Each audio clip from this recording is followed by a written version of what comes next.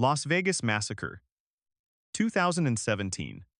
Stephen Paddock opened fire from the 32nd floor of the Mandalay Bay Hotel at a music festival, killing 58 people. In the shimmering neon glow of Las Vegas, a city built on illusions, luck, and the intoxicating promise that anything can happen, no one imagined that one of the darkest nights in modern American history was quietly approaching, hidden behind the tinted windows of a hotel suite 32 floors above the Strip. On the surface, the city breathed in its usual rhythm. Gamblers chasing jackpots beneath glittering lights. Tourists wandering with drinks in hand. Music echoing from every corner, and the Route 91 Harvest Festival filling the desert air with country songs, laughter, and the uncomplicated joy of thousands gathered under the open sky. If you stood among them, you would have felt only warmth from the lights, the crowd, the music, the sense that nothing bad could possibly happen in a place designed to make pain disappear. But pain was coming, and it had already checked in. While tens of thousands danced below, a solitary man sat in silence inside a suite overlooking the festival grounds, surrounded by rifles meticulously aligned in rows, ammunition stacked with mathematical precision, and calculations scribbled on notepads that transformed human lives into mere distances, angles, and probabilities. His name, Stephen Craig Paddock, meant nothing to anyone at the time. He was a ghost in plain sight, ordinary, forgettable, invisible. Yet in the next few hours, he would pull the world into a nightmare so incomprehensible that investigators, survivors, and an entire nation would spend years searching for an answer that still refuses to reveal itself. This is not just the story of a mass shooting. It is the story of a descent, a psychological void more disturbing than hatred, ideology, or madness. It is the story of a man who left no clues, no manifesto, no explanation, no final words, only devastation. It is the story of thousands of lives shattered in minutes, of heroes emerging from chaos, of investigators walking through a crime scene engineered with chilling accuracy, of families who still wait for answers that investigators may never have. The Las Vegas Massacre is a true crime mystery unlike any other. Not because of what is known, but because of what is not. Every bullet was accounted for, every weapon documented, every movement reconstructed. Yet the motive, the single piece needed to understand the enormity of the act, remains missing, swallowed in silence by the man who took it with him. To understand this tragedy, we must walk backward through the noise, into the hotel suite, into the months before the attack, into the mind of someone who blended into the world while quietly preparing to tear it apart. This is the journey into the investigation, the aftermath, the trauma, and the unanswered question that haunts America to this day. Why? He had always been the kind of man who blended into the background, quiet, unremarkable, profoundly invisible. When investigators later tried to reconstruct every hour of Stephen Paddock's life before the Las Vegas mass shooting, they found themselves staring into a void that felt more like an intentional erasure than an absence. Paddock had lived as if he were determined to leave nothing behind except financial records, gambling receipts, and a trail of benign motel check-ins that never suggested the storm that was brewing inside him. Yet on the night of the 1st of October 2017, he would turn the 32nd floor of the Mandalay Bay Resort and Casino into the stage of the deadliest mass shooting in modern American history, killing 58 people and injuring hundreds more in a span of minutes that felt eternal. Investigators would spend years trying to understand how a man with no criminal record, no known ideological motivation, and no prior violent behavior could unleash such devastation. The real story. The journey toward that night, the small decisions, the concealed preparations, the subtle signs that hid in plain sight is a slow, chilling descent into the greatest unanswered true crime mystery of the 21st century. In the weeks leading up to the massacre, Las Vegas was beginning its transition from the brutal desert heat of late summer into the cooler evenings of early fall. Tourists flooded the Strip, chasing the neon promises of music, money, and indulgence. The Route 91 Harvest Festival, a country music gathering held across from Mandalay Bay, drew thousands of fans from across the country. There was no sense of danger in the air. Only celebration, laughter, cowboy boots scuffing the asphalt, plastic cups clinking, and the kind of carefree atmosphere that happens when thousands come together to forget the world for a while. None of them knew that a man in a corner suite above them was loading rifles, adjusting scopes, arranging ammunition in tactical patterns, and measuring distances with cold precision. But months earlier, in secret, Paddock's life had already begun to shift. He had been a high-stakes gambler for decades, the kind who understood probability better than most mathematicians. He played video poker not as entertainment but as an analytical, obsessive ritual. Casinos knew his name not because he caused trouble, but because he spent money, lost money, and came back again and again with the calm detachment of someone running an algorithm in his head. His financial records showed no desperation. He was comfortable, wealthy enough, a man who owned property, who traveled, who sent his girlfriend on trips to visit family overseas. But something inside him was tightening, fracturing, shifting. No one close to him could pinpoint the moment it began. He purchased his weapons legally. Every rifle, every round of ammunition, every scope, every bump stock, everything was bought within the bounds of the law, quietly, without raising an eyebrow. His background checks came back clean. He made the purchases at different times, at different stores, without revealing the grander pattern behind the accumulation. It was only when investigators later assembled the receipts that the scale became clear.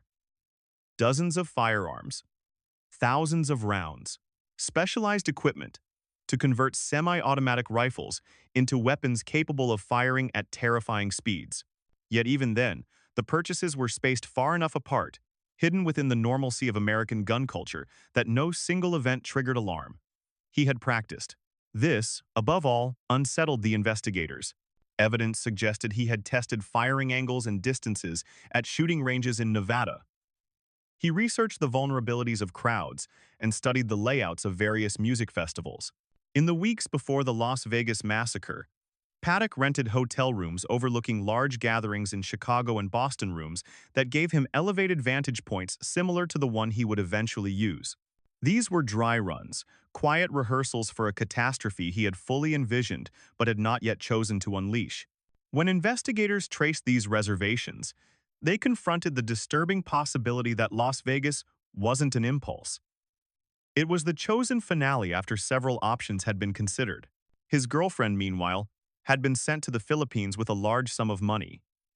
She later claimed she thought it was his way of helping her family, a gesture of generosity. Investigators wondered whether it was something else entirely, a way of ensuring she was far away when he carried out his plan, or perhaps a final attempt to sever personal ties before destroying everything else. She insisted she had seen no signs, no anger, no radicalization, no ideology. And she wasn't wrong. There were no political manifestos, no extremist affiliations, no rambling diaries filled with rage. That absence, more than anything, became the central mystery of the case. In late September 2017, Paddock checked into the Mandalay Bay Hotel under his own name.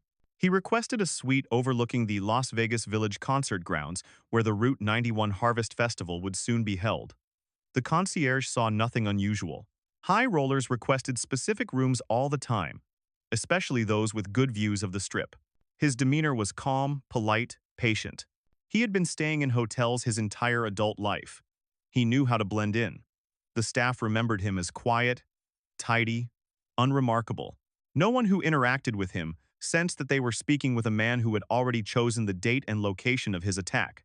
Over the next few days, he brought luggage dozens of bags up to his suite. Bellhops helped him. No one questioned why a man staying alone needed so many bags. Las Vegas is a place where excess doesn't stand out. Some guests bring costumes, props, equipment. Others bring more clothes than they could possibly wear. Some are entertainers, some are gamblers, some are eccentric, wealthy retirees. Nothing about Paddock's behavior broke the pattern. He tipped adequately, spoke little, kept to himself. His movements were calm. Even the security footage later reviewed by police revealed no agitation, no unusual pacing, no visible signs of emotional disturbance. He moved with the detached smoothness of someone who had rehearsed every step. Inside his room, he began positioning rifles near the windows. He used power tools to detach one of the windows, turning it into a lethal perch. He installed cameras in the hallway outside his suite, giving him full view of anyone approaching. He brought food to minimize the need for room service. He studied the crowd below. At night, he watched as festival attendees gathered, danced, and sang. The distance was approximately 400 yards, well within the effective range of the rifles he had brought. The angle was ideal. The crowd density was extraordinary. He was preparing not for a moment of rage, but for a meticulously calculated attack. Investigators later reconstructed his timeline. On September 30, the day before the shooting, Paddock spent hours in his suite arranging weapons. He carried cases of ammunition to the floor-to-ceiling windows. He positioned one rifle after another on bipods, adjusting their stability on the carpet. He arranged them so that when one overheated or jammed, he could drop it instantly and switch to another. He calibrated his scopes to compensate for the shooting angle. He used a rangefinder to verify distances. Everything pointed to a methodical operational mindset. And yet, the mystery remained. Why? There were no signs of financial ruin, no recent trauma, no terminal illness, no extremist ideology. People who knew him described him as an introverted loner, but not a violent one. He had no history of domestic abuse, no criminal record, no threats made online or in person. The attack stood alone, disconnected from any understandable motive, which made it all the more terrifying. The morning of the 1st of October 2017 was unremarkable for most of Las Vegas. Tourists wandered the strip, casino floors buzzed, and festival goers lined up early to secure good spots near the stage for the Route 91 Harvest Festival's final night. Jason Aldean, the headlining country star, was scheduled to take the stage around 9:30 p.m. Families, couples, groups of friends, many on vacation filled the venue. They bought drinks, took photos, and danced as the desert heat slowly faded into a warm, breezy evening. The atmosphere was joyful, oblivious. No one looked up toward the heavily tinted windows of the Mandalay Bay, which glowed softly against the skyline. As the sun set behind the mountains, Paddock made his final preparations. He moved silently across his suite, checking weapons, reloading magazines, arranging firing lines. His demeanor was calm, almost mechanical. It was as if he had already mentally detached himself from the body performing these actions. At 9:36 p.m., he locked the door for the final time. He had barricaded parts of the hallway to delay police response. His surveillance cameras were streaming live to his laptop. He was ready. 9 minutes later, at 9:45 p.m., Jason Aldean began performing When She Says Baby. Thousands of fans raised their phones, capturing the opening chords. The music pulsed across the crowd like a heartbeat. Paddock stood behind the rifle closest to the window, adjusted the scope, and stared through the crosshairs at the largest concentration of people. At 10:05 p.m., the first shots rang out. They were sharp, mechanical, and echoing like fireworks. But wrong, too fast, too aggressive, too relentless. Many in the crowd initially believed it was part of the show. Others thought it was a malfunction in the audio system. Only when people began falling, when screams replaced laughter, did the truth ripple through the venue with suffocating clarity. Chaos erupted. Thousands dropped to the ground, seeking cover where none existed. Others ran, stumbled, collided with strangers. The sound of gunfire grew louder, faster, more violent. It felt omnipresent, as if the bullets came from every direction. Witnesses later described the horror of not knowing where the shooter was. Some believed there were multiple attackers. Some believed the shots were coming from the ground. But Paddock had the high ground, the perfect vantage point, and an arsenal designed to maximize carnage. He fired in waves. Long bursts, then pauses. Rapid volleys that swept across the crowd like a scythe. The bump stock accelerated the rifle's fire rate to near automatic levels. One of his rifles overheated and jammed. He dropped it instantly and grabbed another. He moved between two windows to alter his angle of attack, creating confusion among those below. Officers on the ground identified the Mandalay Bay as the source of the gunfire. Snipers positioned themselves below, scanning the windows for muzzle flashes. The festival grounds were a war zone. People were bleeding, crying, praying, calling loved ones, dragging friends to safety, using metal barricades as makeshift shields. The sound of bullets striking the ground, the thud of bodies, the screams, it all melded into a grotesque symphony of terror. Inside the hotel, security began coordinating with police. The 32nd floor was identified as the origin. Officers moved cautiously, hearing the echo of shots bouncing through the stairwells. Paddock watched them through his cameras. When he saw police converging, his firing became more erratic, as if he knew the clock was running out. Yet he did not attempt to escape. He did not try to negotiate or hold hostages. He did not leave a manifesto. His actions were singular in purpose. Kill as many people as possible, as efficiently as possible. At 10:15 p.m., the gunfire stopped. Investigators believe this was the moment Paddock ended his own life. But the officers outside his door did not know that. They were trained to expect booby traps, explosives, hostages. They waited, assessed, listened. The silence was suffocating. The hallway cameras Paddock had placed were still recording, capturing the shifting shadows of officers moving into position. At 11:20 p.m., more than an hour after the first shots, police breached the door to his suite. The explosion of the breach charge lit the room with a flash. Officers swept inside, guns raised, expecting an ambush. Instead, they found silence. Dozens of rifles lay scattered across the floor. Spent shell casings coated the carpet like metallic confetti. Broken glass littered the area near the windows. And in the corner of the room, slumped on the floor, was Stephen Paddock, dead from a self-inflicted gunshot wound. But the real horror of that night was not inside the room. It was outside, below, where 58 lives had been taken, where hundreds lay injured, where thousands more carried the psychological scars of surviving one of the most traumatic events in modern American history. Immediately, Las Vegas descended into an emergency, the likes of which it had never seen. Hospitals were overwhelmed. Ambulances ran non-stop. Strangers carried the wounded in their arms, in pickup trucks, in police cars.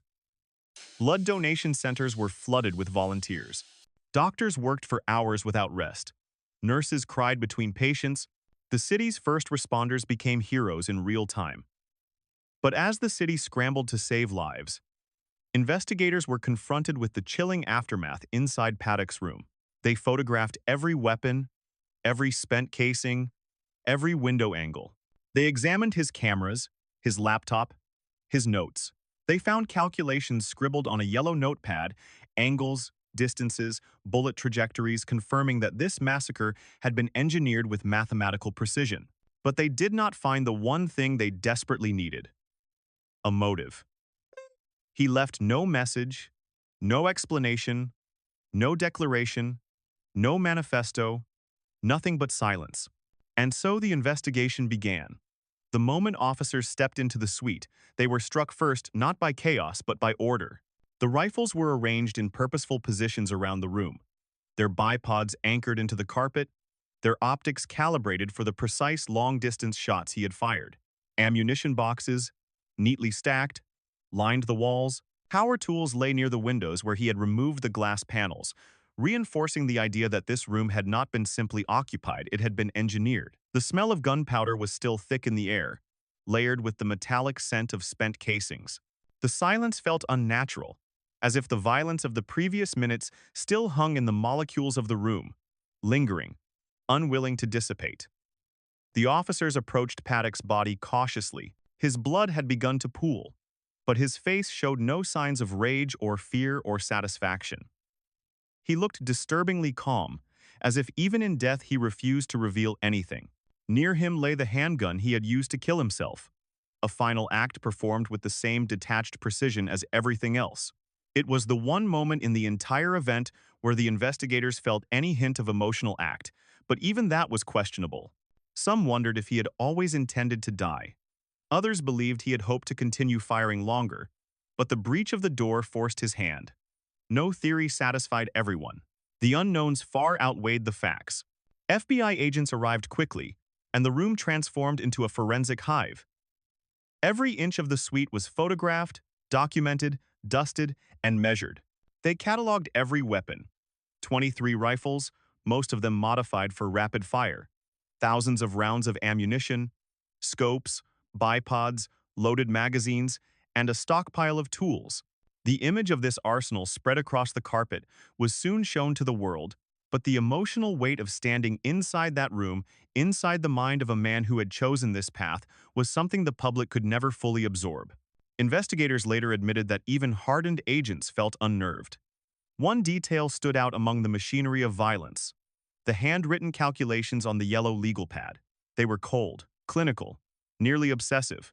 Bullet drop estimations, distance measurements, a precise table predicting the crowd's density at different times in the festival. He had studied wind conditions in Las Vegas. He had calculated the time between sets in the concert. He had even accounted for the Doppler effect on sound to anticipate how long it would take for people below to realize the direction of the shots. It was not the handwriting of a disordered mind. It was the handwriting of someone treating murder like a mathematical problem to be solved. The sight chilled every agent who viewed it. As the forensic teams processed the suite, another effort unfolded across Las Vegas. Hospitals were overflowing. The Sunrise Hospital Trauma Center worked through the night, performing one emergency surgery after another. Doctors described wounds they had only seen in war zones. Nurses sprinted across hallways carrying blood bags. Volunteers lined up outside, so many that officers had to ask some to return the next day. The human toll, physical, emotional, psychological, was only beginning to reveal itself. Survivors described lying on the ground, unable to move, watching strangers die inches away. Some played dead. Some shielded loved ones with their own bodies. Some prayed. Some ran through clouds of dust kicked up by bullets hitting the pavement. Trauma counselors would later call the mass panic one of the most severe they had ever documented.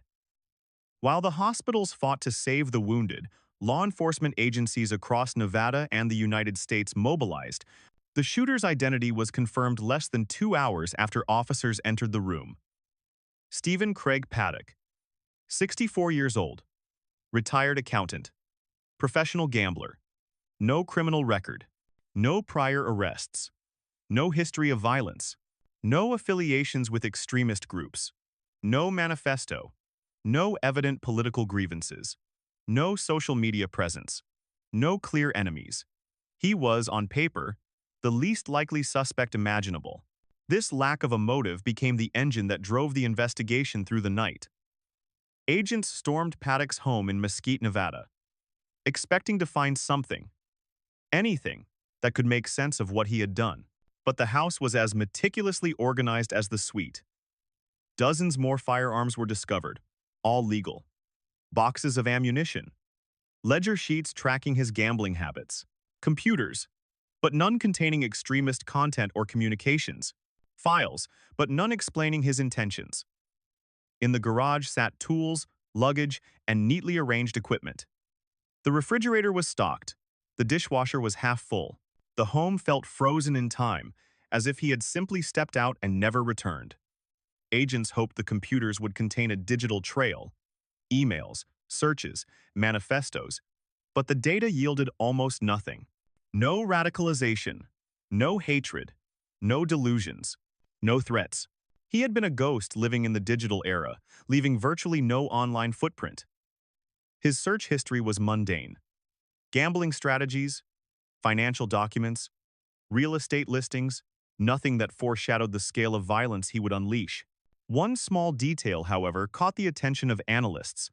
He had repeatedly searched for information about outdoor concerts, crowd sizes, and high-rise vantage points. While not explicitly incriminating on their own, these searches, combined with his hotel reservations overlooking other large gatherings, painted a chilling picture. This was not spontaneous. This was not an emotional outburst. This was a premeditated, calculated massacre for reasons that remained entirely hidden. At the same time, agents interviewed his girlfriend, who had flown back from the Philippines in shock after learning what he had done. Her grief was genuine, her confusion overwhelming. She could not reconcile the man she knew, the polite, distant, financially supportive partner, with the monster the world now saw. She insisted he had never expressed anger, resentment, or ideology. She had never seen him commit an act of violence or even raise his voice. She described him as quiet, analytical, introverted, often lost in thought but never dark or hostile. He was a man who didn't talk about feelings, she said repeatedly. He kept everything inside. But what had been inside him? What had grown, metastasized, hardened? Investigators turned their attention to his finances. They found that while he was wealthy, he had recently experienced some losses in gambling. But these losses were not catastrophic. His accounts were stable. He was still ahead financially. He had purchased weapons, yes, but he had also purchased plane tickets, groceries, and mundane items like tools and clothing. He continued paying his bills. He sent his girlfriend money for her family. He ate meals in restaurants. Nothing in his spending suggested desperation. Then there were the medications. He had been prescribed Valium months before the shooting. Benzodiazepines can cause irritability or aggression in some individuals, but there was no evidence he abused them. His medical records were ordinary. He had no terminal illness, no chronic pain, no psychological diagnosis. His doctor later said he never seemed distressed or angry. Still, when you sift through the details long enough, a subtle pattern begins to appear, a man slowly isolating himself from the world. His gambling trips became longer and more solitary. His conversations with neighbors grew increasingly sparse. He withdrew from social circles. He had few friends, and those who remained described him as distant. Not troubled, not volatile, but detached, emotionally muted, as if he were gradually fading from ordinary life. But none of this explained the enormity of what he did. The FBI's Behavioral Analysis Unit began constructing a psychological profile. They examined every known detail of his childhood, his family history, his relationships, his career, his behavior patterns. His father had been a bank robber who once appeared on the FBI's most wanted list. Some theorized that growing up with a criminal father could have influenced his worldview, but he had been raised mostly by his mother and had no record of violence. He was intelligent, but not socially adept. He preferred numbers to people. He was methodical, perhaps even obsessive. But nothing pointed toward mass murder. His brother and relatives expressed disbelief. They described him as calm, sometimes odd, but never dangerous. His girlfriend described him as generous and gentle. Nothing in the testimonies hinted at deep-seated hatred. Nothing explained why a man who lived quietly for 64 years would abruptly choose to commit one of the most horrifying acts in American history. The absence of motive became the black hole at the center of the investigation. Meanwhile, as investigators combed through evidence, stories from survivors filled the city. A mother searching for her missing daughter, a husband who held his dying wife in his arms as bullets rained down, friends separated in the chaos, reunited hours later in hospital hallways or police stations, strangers who shielded one another, bystanders who tore pieces of clothing to bandage wounds.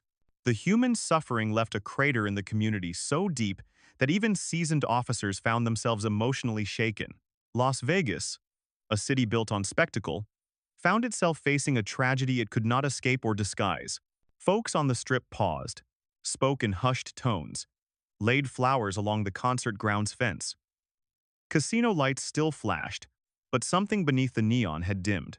The city that prided itself on being unshakable found itself trembling, its heart cracked by the incomprehensible. Investigators expanded the search to Paddock's second home in Reno, another meticulously organized space filled with legal weapons, tools, and supplies. His vehicle yielded more ammunition and traces of explosives. He had components that could be used to make bombs, though nothing indicated he planned to use them that night. Even here, his preparations pointed to obsession, not impulse. They traced his recent travels, his stays in Chicago and Boston, his rental car trips around the Southwest. Everywhere he went, he left no emotional footprint, just the logistical residue of a man conducting reconnaissance. No witnesses recalled him behaving strangely. No hotel staff remembered confrontations. He spoke little. He caused no scenes. He left rooms tidy. He paid bills promptly. He appeared as a man living life simply. But the pattern revealed a man building towards something catastrophic. Then came the most disquieting discovery of all. His laptop's hard drive was missing, removed intentionally, presumably destroyed. Investigators scoured the room, the hallway, the dumpsters, nearby areas. They never found it. The missing hard drive represented the last piece of a puzzle that Paddock did not want solved. It suggested that he knew investigators would search, and he chose to erase something rather than leave it behind. But what had been on the drive? Notes? Confessions? Calculations? Searches? Communications? The possibilities were endless, the truth forever sealed. This single detail intensified the mystery. If Paddock wanted no motive known, then the act of destruction suggested intentional secrecy. But why hide the motive if the motive was political, ideological, or personal? Why not proclaim something? Why leave nothing? It contradicted the behavior of most mass shooters. They crave recognition, power, legacy. But Paddock left the world confused, not enlightened. Agents interviewed hundreds of people in the following weeks: casino employees, gun store owners, neighbors, relatives, doctors, dealers at the poker machines he frequented. The story remained consistent. No one saw it coming. No one sensed a monster. There were no clues, no outbursts, no threats. He had been a man who lived in quiet calculation, keeping everything inside, never revealing the storm building beneath his calm veneer. But small cracks appeared in his past. He had once told a friend he felt like he was losing symptoms of physical sensation, suggesting possible neurological issues. He expressed mild paranoia about government surveillance, not unusual for gamblers who handle large sums of money, but enough to raise eyebrows in hindsight. He occasionally described himself as depressed or anxious, but never sought treatment. He gambled obsessively, sometimes for days without rest. These hints were faint, isolated, and ultimately inconclusive. As the investigation dug deeper, forensic psychologists began to suspect that Paddock might have been experiencing a progressive mental disorder, perhaps an undiagnosed condition, perhaps neurological degeneration. His autopsy revealed microscopic changes in his brain, but nothing definitive. No tumor, no lesion, no structural anomaly that could explain mass violence. The absence of a clear neurological explanation forced investigators back to square one. Meanwhile, prosecutors prepared reports. Officers compiled timelines. Survivors attempted to reconstruct the moments that had shattered their lives. Families of victims searched for closure. Journalists pressed for answers the FBI did not have. Politicians debated policies. And through it all, the specter of the unanswered why hovered like a shadow over every discussion. The FBI eventually assigned hundreds of agents to the case. They combed through tens of thousands of hours of footage, reviewed more than 22,000 leads, and conducted over 500 interviews. They followed financial trails, medical histories, digital data, and social connections. They built psychological profiles and cross-referenced behavioral models.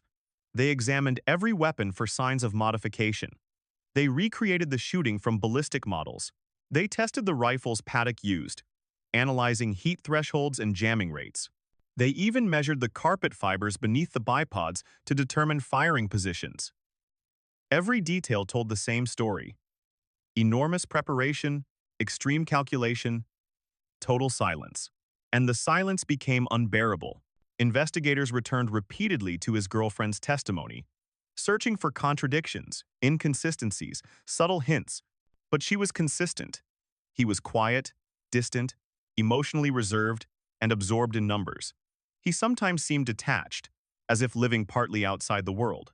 He played video poker endlessly, drawn into the patterns, the repetition, the statistics. No signs of violence, no outbursts, no ideological statements. She believed he loved her in his own quiet way, though he expressed it mostly through financial support rather than emotional engagement. Agents also revisited his travels, particularly his stay in Chicago, where he had rented a room overlooking the Lollapalooza festival. The thought chilled them. Tens of thousands of people had stood below the windows of that hotel, unaware of how close they came to tragedy. Paddock had ultimately chosen Las Vegas, perhaps because he knew the terrain better, perhaps because of the vantage point, perhaps because of the crowd size, or perhaps for reasons that died with him. One persistent theory emerged: that Paddock was motivated not by ideology or hatred, but by a desire to engineer a perfect act of destruction. A tragic, horrifying theory, but one supported by the mathematical precision of his preparations. Some investigators believed he was driven by a compulsion to conduct an experiment of violence at a scale never seen before. Others argued this was impossible without ideological or emotional fuel. The debate never reached consensus. Weeks turned into months. The FBI continued interviews. Survivors continued to heal. Some regained their ability to walk. Others suffered permanent disabilities. Many were plagued by nightmares. PTSD cases soared. The trauma reverberated across the city. The memorial near the concert grounds grew with photos, flowers, letters, candles. Each face a life interrupted. Each letter a plea for understanding. But the answers would not come easily. When the FBI released its final report, it offered no definitive motive. It concluded that Paddock was an intensely private individual who wanted to gain a sense of control and significance through mass violence. It suggested he may have been experiencing a decline in physical and mental health. But it admitted something rare. They could not provide a clear explanation. They could not answer the why. The Las Vegas shooting remained, and remains, one of the most enigmatic mass killings in modern history. Even years later, investigators are haunted by the emptiness of the motive. How do you categorize a crime committed with such precision, yet devoid of any stated purpose? How do you reconcile a life of quiet calculation with an act of catastrophic violence?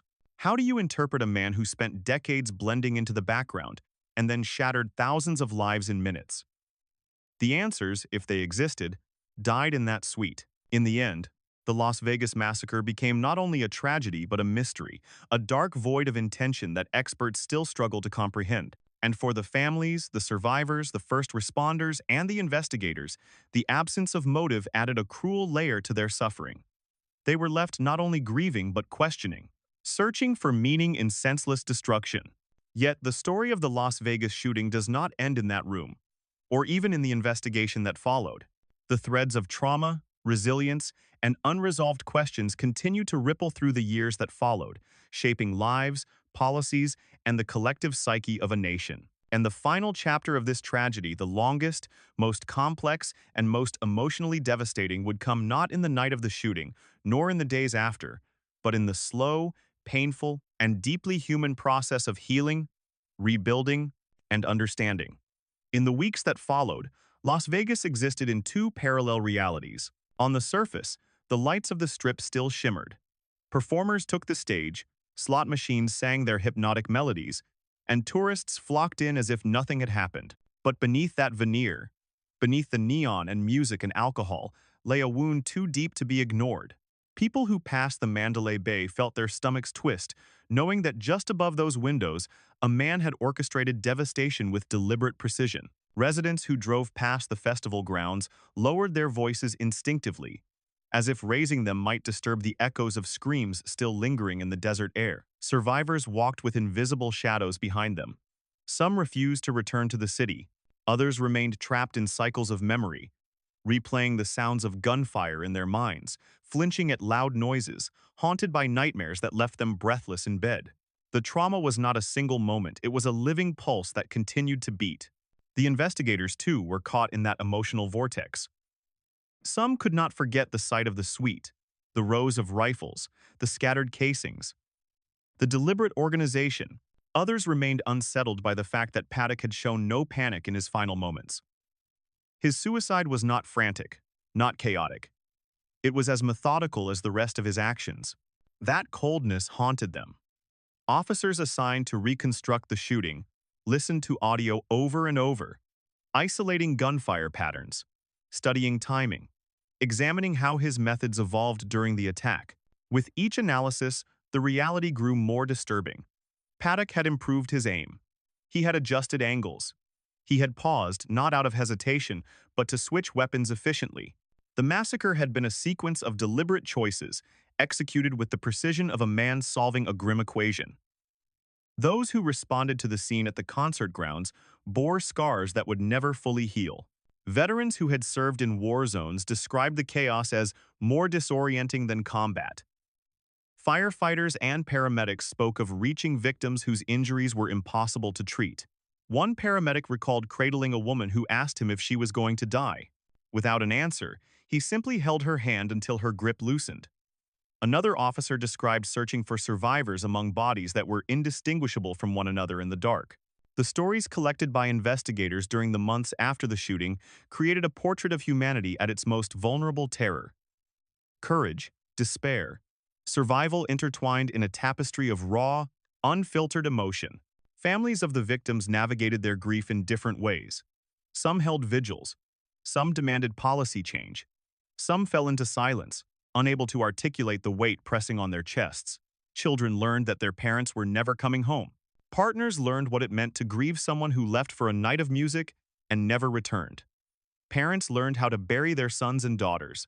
Friends created memorials in bedrooms, leaving photos untouched, preserving memories in frames as if freezing time could heal the wound. The city erected temporary memorials, which grew so large that people traveled from other states to leave letters, crosses, and tokens of remembrance. Every candle lit at night seemed to represent a life extinguished too soon. Inside the FBI headquarters, the investigation entered its most exhaustive and psychologically draining phase. Agents went through every transaction Paddock had made over the last decade. They constructed timelines that spanned years, attempting to identify behavioral deviations. Some agents spent so much time inside conference rooms, filled with documents, that they admitted losing track of the days. They interviewed former co-workers, casino employees, neighbors from states he had previously lived in. Some described him as polite but distant. Others said he was awkward but harmless. A former landlord recalled that he paid rent early every month. A casino hostess remembered him tipping adequately but never smiling. One neighbor mentioned he seemed like someone who wasn't fully there, though she couldn't explain what she meant. The descriptions painted the picture of a man who existed more as an outline than a person present, functioning, but emotionally hollow. The lack of motive became the centerpiece of national discussion. News commentators speculated nightly. Some insisted he must have been secretly radicalized. Others believed he was mentally ill. Some proposed conspiracies involving accomplices. But each theory collapsed under scrutiny. There was no evidence of extremist ideology in his searches, writings, or communications. No manifesto, no coded messages, no history of delusion or psychosis. Medical examinations revealed no brain tumor, no dementia, no structural abnormalities that could explain violence. Toxicology reports showed no drug influence. Interviews revealed partial paranoia about government agencies, but nothing extreme. He had no financial ruin. He had no terminal illness. He had no personal grievance against anyone at the festival. Theories rose and fell like passing storms, but none illuminated the truth. As the months passed, investigators began to confront an unsettling possibility that the motive might never be found, not because it was hidden, but because it did not fit into any framework society understood.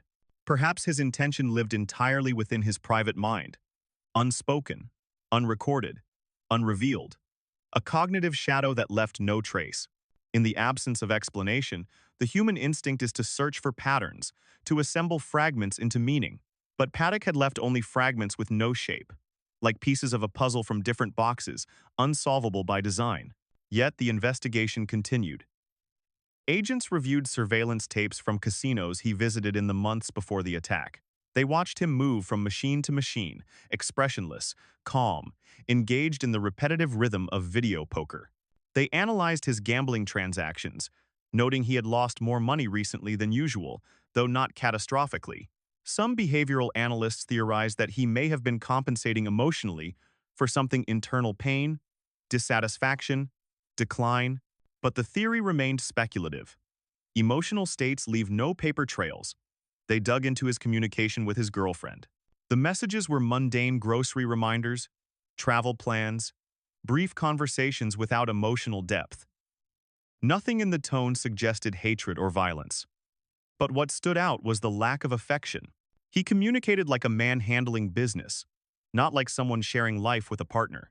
Some analysts believed this emotional emptiness reflected a capacity for detachment that could, in theory, facilitate violence. But many people lack emotional expression without becoming violent.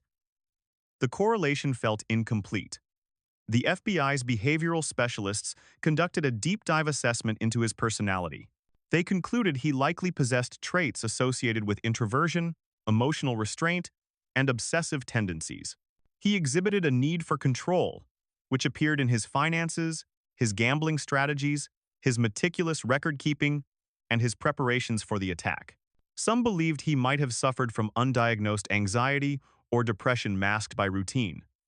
Others pointed to possible neurological decline, hinted at by his complaints about physical numbness. Still others theorized that he may have experienced a midlife existential crisis that escalated into catastrophic behavior. But none of these explanations were definitive. They were possibilities, not answers. Meanwhile, survivors struggled to rebuild their lives. Some returned to work, attempting to reintegrate into routines that no longer felt normal. Others couldn't enter crowded spaces without panic rising in their throats. Many found themselves unable to sleep without medication. Some began drinking excessively. Some entered therapy. Some isolated themselves, unwilling to speak about what they had endured. The marriages of several survivors fractured under the weight of trauma. Friendships dissolved. Depression took root in many who had never experienced mental illness before. Trauma counselors described the aftermath as one of the most widespread and severe they had ever witnessed. One survivor, a man who had shielded his wife with his body, later told investigators that he had no memory of running. He remembered gunfire, screaming, and then waking up in a hospital bed. He had been shot in the back but survived. His wife had not. He told investigators that he replayed the moment endlessly, wondering if he could have done more, moved faster, shielded her more fully. The guilt consumed him. Another survivor, a young woman whose best friend died next to her, said she could no longer listen to music without feeling sick. A mother who lost her son said she had removed every mirror from her home because she could not bear to see her own face, knowing she had outlived him. These stories filled the halls of hospitals, therapy centers, support groups, and investigators' notebooks. They served as raw evidence of the shooting's aftermath, a long-term trauma that extended far beyond the immediate casualties. For investigators, the emotional toll became another layer of responsibility. They were not merely solving a crime. They were seeking closure for thousands of people who had suffered, each in their own way. In Washington, policymakers debated legislation. Discussions centered around bump stocks, the devices that allowed Paddock to fire at near-automatic rates. Some politicians argued they should be banned. Others resisted. The technical details of the devices became part of the public lexicon. Many Americans had never heard the term before the shooting. Now it was everywhere: news broadcasts, congressional hearings, social media arguments. Eventually, federal regulations were implemented. But debates continued for years. The missing laptop hard drive remained the single most perplexing physical clue. Investigators believed it had been intentionally removed to conceal something. Perhaps files, notes, searches, anything that could provide insight. But without it, they were left with conjecture. Some believed that the drive contained evidence of personal turmoil he did not want revealed. Others believed it held details about his planning. A few theorized it contained something so private related to shame or decline that he wanted no one to ever know. But the truth remained sealed. Law enforcement reconstructed the room dozens of times. They tested different firing angles. They positioned mannequins to study line-of-sight trajectories. They measured bullet paths with lasers and reenacted the timing of magazine changes. They studied how he had used both windows to maximize coverage. They examined the bipod indentations in the carpet to confirm firing positions. They even simulated the gunfire acoustics to understand how sound had echoed across the festival grounds. Each detail confirmed the same reality. This attack was not the result of impulse, rage, or emotion. It was the result of a planned, calculated, measured operation executed by a man who left no clear trace of his motivation. Months turned into a year. The public pressure for answers intensified. Families demanded explanations in meetings with FBI officials. Some expressed frustration. Some expressed anger. Many expressed heartbreak. They wanted closure. They wanted to understand why their loved ones had been taken so violently, why they had been forced into a nightmare, why the shooter had chosen to destroy so many lives. Investigators repeated the same difficult truth. Every lead had been pursued, every detail analyzed, every avenue explored. They had not found the motive. Eventually, the FBI released its final report. It was thorough, analytical, but devastatingly inconclusive. It stated that Paddock was driven by a complex combination of psychological, behavioral, and financial factors, but it acknowledged that no single definitive motive could be identified. It concluded that he likely sought a sense of power, control, or significance, an explanation that felt painfully insufficient for the magnitude of his actions. Many found it unsatisfying. Some found it infuriating, but it was, according to investigators, the most honest answer available. The lack of closure created its own form of torment. People are not built to accept senselessness. They seek cause and effect, logic, narrative, reason. But the Las Vegas massacre defied these instincts. It forced people to confront a reality in which a man could meticulously plan mass murder without leaving behind a trace of intention. It forced investigators to admit the limits of behavioral science. It forced families to live with wounds that could never fully heal. In the years that followed, survivors formed support groups, attending meetings where they could speak openly about their trauma. Some found comfort in shared experiences. Others struggled, haunted by memories. Therapists described the survivors' trauma as uniquely complex, not just because of the violence, but because of the lingering uncertainty. The unknown motive acted like an open wound, refusing to close, keeping the trauma fresh. The city eventually built a permanent memorial. It became a place where visitors could reflect, mourn, and honor the lives lost. Families traveled from across the country to leave flowers, letters, and photographs. The memorial became a public acknowledgement of the tragedy, a symbol of resilience, and a reminder of the fragility of life. Investigators who worked the case said privately that it was one of the most haunting of their careers, not because of the violence, but because of the void that surrounded it. They could track every bullet, every purchase, every movement, every detail of planning, but they could not enter the mind of the man who orchestrated it. The missing motive became a specter that followed them long after the case was closed. Many expressed frustration. Some questioned their own abilities. Others accepted that some mysteries remain unsolved, not for lack of effort, but because the truth was never recorded. To this day, the Las Vegas massacre stands as a chilling reminder of how a single individual, acting alone and without warning, can alter the lives of thousands. It revealed the vulnerability of crowded spaces, the rapidity with which violence can unfold, and the emotional devastation that lingers long after the physical wounds have healed. It tested the resilience of a community and the limits of investigative science. But perhaps the most unsettling legacy of the shooting is the silence that surrounds it. The silence Paddock maintained throughout his life. The silence of the destroyed hard drive. The silence of the final gunshot that ended his own life. The silence left in the hearts of those searching for answers that never came. Silence, in many ways, became the final weapon in his arsenal, a weapon more enduring than the rifles he left behind. The story of the Las Vegas massacre is not just the story of a crime. It is the story of uncertainty, trauma, resilience, loss, and the human need for understanding. It is the story of investigators who combed through the ashes of destruction, searching for the spark that ignited it. It is the story of families who learned to carry grief like a second skin.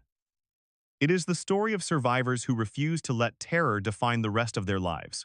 But above all, it is the story of the unanswered question that will forever linger like desert wind against the side of the Mandalay Bay. Why? And because that question remains unanswerable, the tragedy of that night continues to ripple, not as a closed chapter, but as an open wound etched into the collective memory of a nation. A wound that speaks not through explanation, but through the lives forever changed by a man whose motives vanished with him, leaving behind only silence, sorrow, and a mystery that time has yet to unravel.